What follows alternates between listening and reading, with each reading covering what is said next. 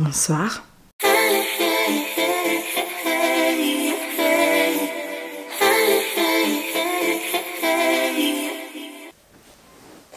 Bonjour, bonjour, bonsoir, bonjour.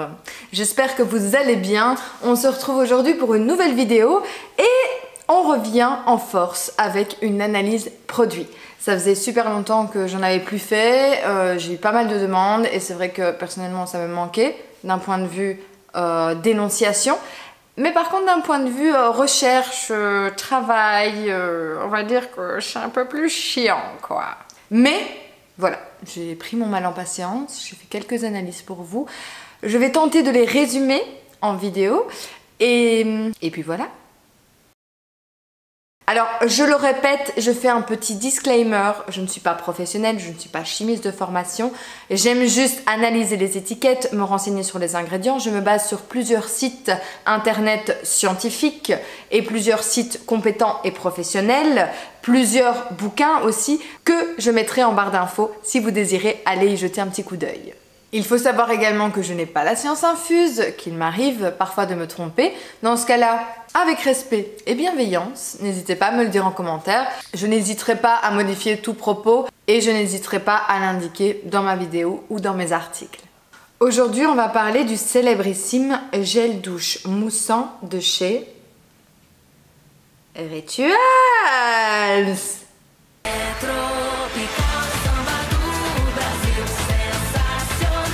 Oui, mesdames et messieurs, cette marque n'est pas naturelle.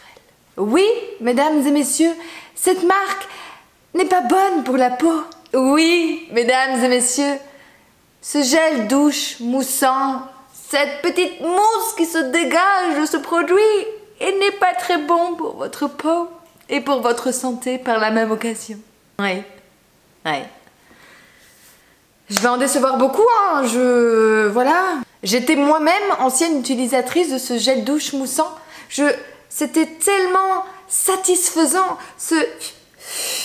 Ah, mais non, faut arrêter. Faut arrêter, il faut arrêter. Préservez l'équilibre de votre peau grâce aux vertus nourrissantes du Yin Yi Ren, régulièrement utilisé en médecine chinoise, et au parfum apaisant de lotus blanc. Oh, ça a l'air vachement bien comme produit. Hein. Versez une petite quantité de gel au creux de votre main, massez-le sur votre peau et regardez-le se transformer en une mousse hydratante, riche et onctueuse. Trouvez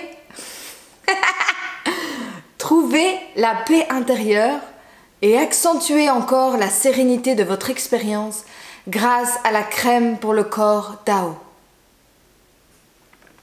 Onctueuse, riche, nourrissante. Ah. Alors mesdames et messieurs, c'est bien simple. Nous avons dans ce produit à peu près 23 ingrédients. Déjà, si vous vous y connaissez en naturel, il ne faut pas 23 ingrédients pour créer un savon. Nous avons en premier lieu l'eau. Bon, jusque-là, ça va, tout va bien. L'eau est un des principaux ingrédients en cosmétique. Donc jusque-là, tout va bien. Mais le deuxième ingrédient, ça se corse déjà un petit peu. Nous avons du sodium laureth sulfate, qui est un petit cousin de notre sodium lauryl sulfate. Le sodium laureth sulfate est obtenu par procédé de étoxylation du sodium lauryl sulfate. Mais vous allez me dire, qu'est-ce que c'est le procédé d'étoxylation? Je vais t'expliquer. Mais le procédé d'étoxylation, c'est simple. C'est fabriqué à partir d'un gaz très réactif et très mauvais pour la peau. Bref, le procédé d'étoxylation est obtenu à partir d'un gaz très réactif et très toxique, qui s'appelle l'oxyde d'éthylène. Les scientifiques vous diront, il n'est pas nocif, ce gaz qui de base est très toxique et nocif, a été purifié, a été transformé et nous ne retrouvons plus ces substances dans le produit fini. Ok. Oui, imaginons.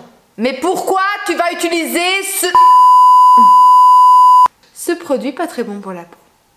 Alors il faut savoir que certes on ne retrouve pas des traces de ce gaz, mais par contre on retrouve des traces de dioxane. Le dioxane est une substance non seulement irritante, mais en plus a été déclarée par le Centre des recherches sur le cancer comme potentiellement cancérigène.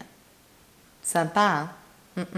À haute dose, le sodium lauryl sulfate, comme son cousin le sodium laureth sulfate, peuvent être irritants, peuvent exposer la peau à certaines maladies et peuvent éliminer au fur et à mesure les barrières naturelles de l'épiderme. Alors bon, j'ai envie de vous dire... C'est de la merde. Quoi? Hein? Comme deuxième ingrédient, c'est plutôt sympathique. Surtout que, petit aparté, il faut savoir que dans la plupart des cosmétiques, les 4 à 5 premiers ingrédients composent la plus grosse partie du produit. Par exemple, si un produit annonce être composé d'huile d'argan et de beurre de karité, et que cette huile d'argan et ce beurre de karité se retrouvent en dernier, mais vraiment dernier ou dans les derniers de la composition, c'est limite s'il n'y en a pas. Car la fin de la composition est à du 0,0 et des pourcentages. Les 4 à 5 premiers ingrédients composent le plus gros de votre produit fini. Alors, le sodium laureth sulfate comme le sodium lauryl sulfate sont des tensioactifs, c'est-à-dire qu'ils sont indispensables à la formation et à la stabilisation des émulsions. En gros, ça aide à mousser. Non seulement ils sont irritants, mais en plus de ça, ils sont très polluants. Ils ne sont absolument pas biodégradables et ils sont synthétiques. Bref, je ne vais pas m'étaler sur cet ingrédient ni sur tous les autres ingrédients, sinon demain on est encore là, clairement. Mais comme ça, vous avez un résumé de l'ingrédient et des futurs ingrédients. Dans tous les cas, il est synthétique, il est irritant pour la peau et potentiellement cancérigène. Que ce soit pour cet ingrédient ou pour les autres ingrédients dont on va parler, je vous mettrai toutes les informations détaillées en barre d'infos. On ne sait jamais si certains d'entre vous ont besoin de plus en savoir, tandis que d'autres personnes préfèrent tout simplement avoir un petit résumé. C'est bon, c'est pas bon, merci, au revoir. Ensuite, nous avons le cocamidopropylbétaïne. Oui, vous allez sûrement me voir parler comme ceci quand je vais prononcer des ingrédients, mais c'est pour être sûr de bien les prononcer. Alors, déjà, ce qu'il faut savoir sur cet ingrédient, c'est qu'il est mi-végétal, mi-synthétique. Beaucoup le disent végétal parce que c'est un dérivé de l'huile de noix de coco, donc là, ok. Mais il est dérivé de la diméthylaminopropylamine. Ça, par contre, je ne me tenterai pas à le dire sans le lire. Vous rêvez un petit peu beaucoup, là. Diméthylaminopropylamine. Diméthylaminopropylamine. Diméthylaminopropylamine. Diméthylaminopropylamine. Diméthylaminopropylamine.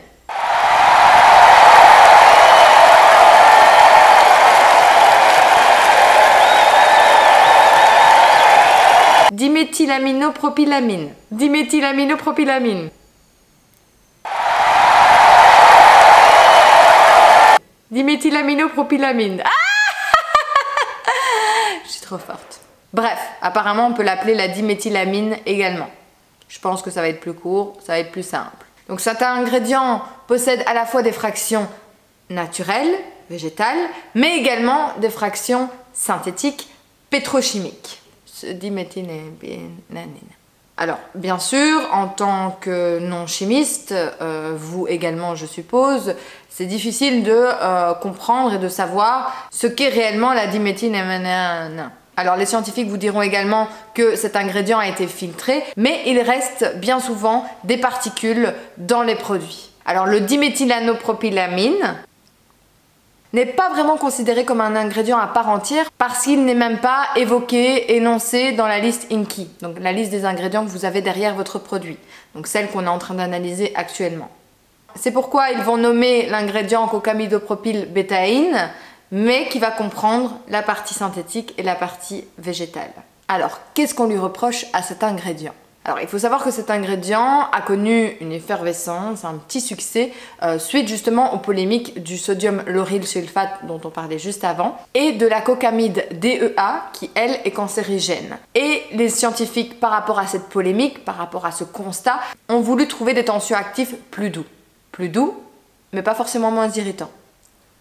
Alors, ils se sont adaptés, ils ont révisé leur formulation, ils ont essayé de trouver des tensioactifs toujours moussants, moins irritants, et nous ont vendu cette cocamidopropylbétaïne comme l'ingrédient miracle, comme l'ingrédient qui allait être moins irritant et beaucoup plus approprié dans les cosmétiques comme tensioactif. Malheureusement, dans ces cocamidopropylbétaïne, il y a des résidus d'amine de diméthylaminopropylamine.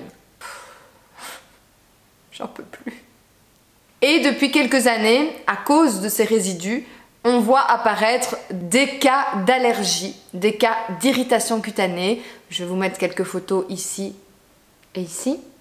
Et notamment auprès de professionnels. Donc même les professionnels ont constaté ces cas-là à cause de cet ingrédient. Alors des allergies cutanées qui se traduisent par des eczémas, par des dermatites de contact, par diverses irritations et qui sont la plupart du temps localisées au niveau du visage, de la nuque, du cou il me semble et du cuir chevelu. Certaines études américaines ont même démontré que la cocamidopropylbétaïne possède un taux d'allergie de plus de 6% et représente un facteur potentiel déclencheur de l'eczéma. Si vous avez l'occasion, quand vous faites vos courses, regardez tous les produits cosmétiques et regardez la liste INCI, donc la liste des ingrédients derrière, et bien souvent le cocamidopropylbétaïne y est. Il est dans les gels douche, il est dans les shampoings, il est dans les gels moussants, il est dans les gels lavants tout simplement. Il est dans beaucoup de produits. Donc faites attention, regardez bien si cet ingrédient-là est là. Si le sodium lauryl sulfate y est, si le sodium laureth sulfate y est, déjà si vous avez ces trois ingrédients-là, bye bye. Il est bon de savoir aussi que le label EcoCert se refuse pour le moment d'éliminer cet ingrédient. Donc il est possible d'avoir cet ingrédient dans des produits certifiés EcoCert et donc dans des produits certifiés naturels ou biologiques. Alors, que ce soit pour cet ingrédient ou d'autres ingrédients synthétiques et nocifs, certains vous diront qu'il y en a tellement très peu ou que ça a été transformé, retransformé, donc il ne peut mal. Pour moi, lorsqu'on est confronté quotidiennement et à long terme à des ingrédients comme ça que l'on se met sur la peau, on se voit confronté à un moment donné à un problème de peau, à un problème d'irritation, à un problème de sensibilisation de la peau. Après, comme je dis toujours, chacun fait ce qu'il veut, chacun fait comme il veut, avec sa santé, avec l'environnement, avec ce qu'il veut, mais moi personnellement, ce genre d'ingrédients, je n'en veux pas dans mes produits cosmétiques. Alors en quatrième ingrédient, nous avons l'isopentane. Alors lui, on va dire que c'est un composé organique volatile, mais synthétique et chimique. L'isopentane est ce qu'on appelle un agent propulseur. Il génère de la pression dans un emballage en aérosol et expulse le produit lorsque la vanne est ouverte. Mais il faut savoir que la libération de ces ingrédients dans l'atmosphère va venir former ce qu'on appelle un smog estival. C'est ce que pour le moment nous essayons de limiter partout dans le monde dans la concentration de l'air. Alors, qu'est-ce qu'un smog estival? Il s'agit de la pollution formée par l'action de l'irradiation solaire sur ces polluants, qui sont essentiellement les composés organiques volatiles et les oxydes d'azote. Le principal polluant qui va résulter de cette action, de cette réaction photochimique, va être ce qu'on appelle l'ozone, donc ce qui va être notre indicateur. L'apparition du smog estival et des concentrations élevées d'ozone sont révélatrices d'un niveau de pollution atmosphérique excessif et nocif pour la santé et l'environnement, et qui va contribuer également au changement climatique. Bref, le smog désigne tout simplement un état de pollution élevé qui vient parfois jusqu'à brumer, qui vient parfois vraiment poser un voile polluant, oui, polluant, dans le ciel et au-dessus de nos têtes. D'ailleurs, vous l'aurez remarqué en ces périodes de coronavirus, les études scientifiques nous ont montré le avant-après coronavirus. Les images de la pollution avant-après sont vachement impressionnantes, que ce soit en Chine ou dans les pays européens. Les composés organiques volatiles peuvent venir de produits cosmétiques, mais peuvent aussi provenir d'usines de raffinage, de l'évaporation de solvants, de produits qu'on brûle, etc., etc. Mais également, ils peuvent être d'origine naturelle par l'émission des plantes ou de certaines fermentations. Donc l'isopentane, vous l'avez compris, n'est pas bon pour l'environnement, n'est pas bon au niveau pollution, il n'est pas biodégradable du tout, il est chimique, il est synthétique et il est à haute dose nocif pour la santé. Alors dans ce cas-ci, bien sûr, nous ne sommes pas dans une haute dose, mais quand même, il n'est pas bon pour la peau. Nous avons ensuite du sorbitol qui est végétal, normalement, qui lui est un sucre humectant. Donc c'est-à-dire qu'il va maintenir la teneur en eau de la peau et du produit cosmétique. Il a aussi une fonction d'agent d'entretien de la peau. Donc en gros, il va maintenir la peau en bon état. Là, on est sur un premier ingrédient correct et naturel. Au 5e ingrédient. Happy. Il est 17 h, vous m'excuserez, mais voilà, la luminosité commence à diminuer. Désolée d'avance, mais tant que le contenu est bon, c'est le principal.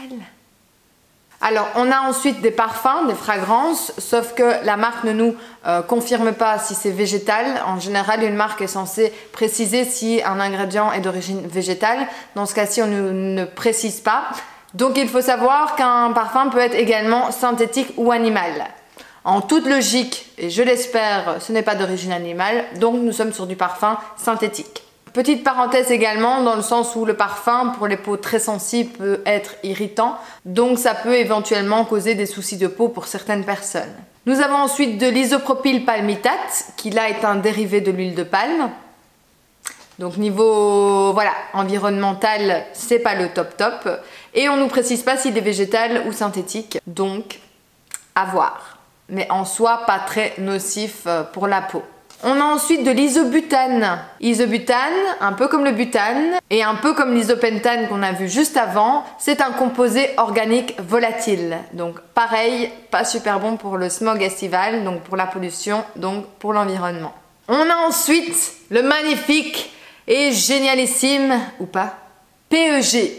Des PEG ou des PPG, ce sont des polyéthylène glycols. Ce sont également des composés éthoxylés. Vous vous souvenez, le gaz toxique dont je vous parlais tout à l'heure, qui est très irritant pour la peau, les poumons, etc. On est dedans. Donc c'est une substance très irritante pour la peau, pour les yeux et pour les poumons. Il remplace souvent la glycérine, mais d'un point de vue un peu plus toxique. Et il fait partie également de la famille des glycols. Les glycols sont bien connus pour avoir un taux de toxicité et être irritants pour la peau. Les PEG sont également très polluants, ce fameux gaz toxique qu'on a travaillé, qu'on a chauffé à de grosses températures et qui a dégagé pas mal de polluants. En fonction de certains PEG, donc à côté normalement de PEG vous avez un chiffre, mais en fonction de ce chiffre, le PEG peut contenir du 1.4-dioxane. Et ce dioxane, eh bien, il est cancérigène. Bref, ce qu'il faut retenir, c'est qu'ils sont irritants, peu biodégradables et pas bons pour la santé.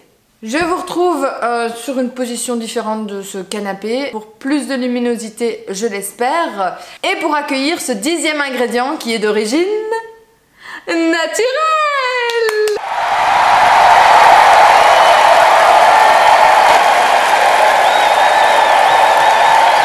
À la 10e place, ça en valait vraiment la peine, ou pas? Ce 10e ingrédient qui est le... J'ai besoin de le lire clairement. Coix Lacrima Jobi Mai UN Seed Extract, qui est en fait de l'extrait de graines d'herbe à chapelet. Je vous mettrai une petite photo ici. Nous avons en 11e ingrédient également un ingrédient végétal qui est de l'extrait de fleurs de lotus sacré. Ok, on est sur 2 ingrédients végétaux en 10e et 11e position. Pas sûr que ça serve à grand chose. Nous avons ensuite du sodium benzoate qui lui est un conservateur, mais attention, un conservateur réglementé. Donc ça veut dire qu'il ne doit pas dépasser un certain pourcentage pour rentrer dans la réglementation des cosmétiques. C'est un conservateur, c'est un agent masquant, c'est un antifongique, c'est un anticorrosif, mais il est synthétique. Nous retrouvons ensuite notre fameux PEG, PEG 40 cette fois-ci. Donc pour rappel, composé éthoxylé, gaz oxyde d'éthylène, irritant pour la peau. Il fait partie également de la famille des glycols et il est synthétique, toxique, irritant, pas bon pour la peau et pas bon pour l'environnement. Nous avons ensuite de l'acide citrique qui là peut être soit végétal, citron, ou soit synthétique. Et comme la marque ne précise pas, dans tous les cas, c'est un agent masquant, ça permet de réguler le pH de la peau et ce n'est pas nocif pour la peau. On a ensuite du guar hydroxypropyltrimonium chloride. Je sais bien qu'il y a beaucoup d'ingrédients et qu'il faut leur trouver des noms, les gars, mais essayez de trouver plus simple, s'il vous plaît. Qui lui peut être d'origine synthétique ou végétale. Dans ce cas-ci, la marque ne précise pas que c'est végétal, donc nous supposons que c'est synthétique. Et il fait partie de la famille des ammonium quaternaires. Donc les ammonium quaternaires, pour la petite info, ce sont des tensions actifs cationiques, donc qui vont permettre de lubrifier, de démêler plus facilement. Par rapport à leurs cousins, les polyquaternaires, qui eux ont un effet plus gainant. Le problème, c'est que les ammonium quaternaires, eux, sont synthétiques et qu'ils remplacent en gros les silicones. Donc ça veut dire qu'ils sont des agents filmogènes qui vont venir boucher les pores et empêcher tout autre ingrédient, toute autre propriété de rentrer dans la peau et dans notre organisme. Alors au début, on va avoir cette impression de douceur, comme pour les cheveux, hein, les silicones, on a l'impression que tout est ok, mais en fait ça bouge tout et ça donne cette impression de tout va bien, tout est lisse, tout est beau, tout est mignon, mais au final ça bouge tout, ça empêche les bons ingrédients de rentrer et ça va avec le temps venir irriter la peau, irriter les cheveux et engendrer éventuellement des maladies de peau, des problèmes de peau, des soucis allergiques. C'est pourquoi dans les cosmétiques, ils sont également utilisés comme agents hydratants, mais il faut savoir également que les ammonium quaternaires sont plus nocifs que les silicones. Et petit point et non des moindres, ils sont très polluants et non biodégradables. Il faut à peu près 400 à 500 ans pour que cet ingrédient se dégrade dans la nature. Je disais tout à l'heure qu'il pouvait être synthétique ou végétal. Si il est végétal, il provient de la gomme qu'on appelle la gomme de guar. C'est donc un ammonium quaternaire de synthèse et utilisé en tant qu'agent de conditionnement pour la peau et pour les cheveux. Il a aussi quelques propriétés d'agent antistatique, électricité statique. C'est une des molécules de synthèse autorisées dans le cahier des charges Cosmos, donc il est autorisé dans certains cosmétiques bio. On va y arriver, hein? Est-ce que c'est assez clair? Est-ce que vous me voyez toujours encore? J'ai l'impression qu'on s'assombrit de moment en moment. Je suis désolée, mais voilà, j'ai voulu faire cette vidéo. Il était 16h et là il est 17h30 et voilà. Nous avons ensuite du caprylique triglycéride, oui, qui lui aussi peut être un dérivé de l'huile de palme, mais en d'autres temps il est un dérivé de l'huile de noix de coco. Il fait partie aussi de la famille des huiles estérifiées. Les huiles estérifiées, c'est quoi? Ce sont des huiles qui, malgré qu'elles soient de base naturelle, sont une création de laboratoire qui passe par une fabrication de dissociation des huiles végétales. Huiles végétales du coup qui sont transformées via une réaction chimique qu'on appelle estérification. Ces acides gras qu'on aura dissociés par cette estérification seront ensuite associés à la glycérine ou à des alcools, ce qui permettra de développer de nouvelles compositions, de nouveaux ingrédients, etc. Je vous avoue que je vais m'arrêter là parce que je n'y connais pas plus que ça. Je ne me suis pas plongée plus que ça dans le sujet, mais si vous le désirez, je vous partagerai quelques articles dans la barre d'infos. Pourquoi utiliser des huiles estérifiées? Tout simplement car ça a un faible coût. C'est facile d'utilisation puisqu'elles restent liquides à température ambiante, qu'elles peuvent être intégrées dans des autres produits sans souci. Et elles ont une douceur et une facilité d'étalement plus fluide et plus pénétrante que des huiles végétales. On dit souvent qu'elles offrent un toucher beaucoup plus soyeux, beaucoup plus doux que des silicones. Ingrédient suivant, nous avons ensuite de la glycérine qui peut être également synthétique ou végétale. Je l'espère ici qu'elle soit végétale. Et qui peut être aussi un dérivé de l'huile de palme. J'espère pas. La glycérine, pour ceux qui ne le savent pas, est un dénaturant, un conditionneur capillaire, donc qui va aider à rendre plus doux, plus soyeux, plus facile au démêlage également. Un agent de protection de la peau, humectant, etc., etc. Elle a pas mal de propriétés super intéressantes pour la peau et pour les cheveux. On a ensuite du sodium de chloride. Là, c'est du sel de table, tout simplement. Au niveau des propriétés, il peut en avoir plusieurs, mais en gros, c'est un agent masquant qui va venir retirer l'odeur ou le goût d'un produit. On a ensuite du potassium sorbate, qui lui fait partie de la famille des conservateurs, donc pour vous éviter des petits champs pipi sur vos produits. On a ensuite du tocophérol, qui est tout simplement la vitamine E, agent masquant, antioxydant et agent d'entretien de la peau. Et alors, à la fin, et du coup on se dit mais pourquoi les mettre si c'est à la fin de la composition? Nous avons deux ingrédients très intéressants, ou pas, c'est ironique, deux allergènes, vraiment deux très bons allergènes qui sont très bons pour la peau et très irritants pour la peau. J'ai cité le benzyl salicylate et le butylphénylméthylpropional.